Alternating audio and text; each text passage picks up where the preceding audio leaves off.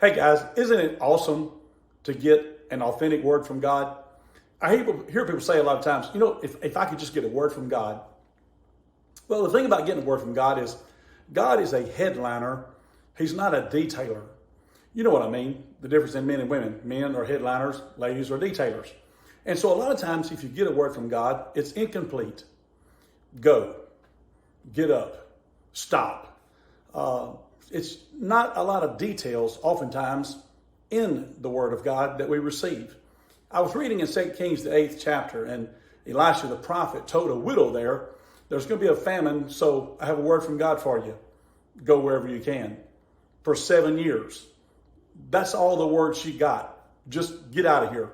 Don't come back for 7 years. So she leaves her houses and her lands, her possessions, goes into the land of the Philistines, which was actually the enemy of the Israelites, for 7 years.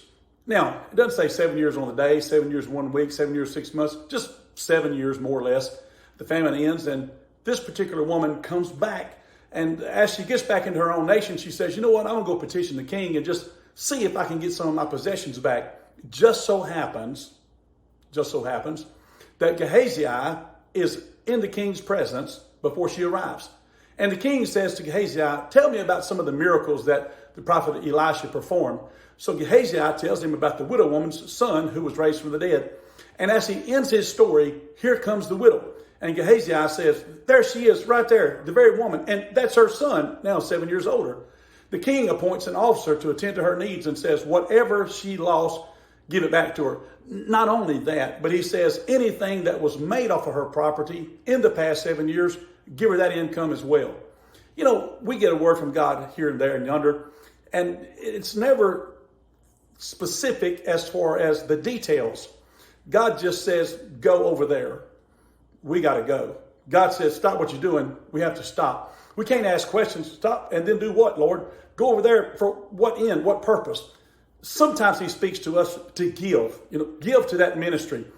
What am I going to do, Lord? How am I going to pay my bills? What am I going to do after that? What's going to become of me and my family? And all you need is a word from God and a quick response on your part. Be obedient to the word that God gives you.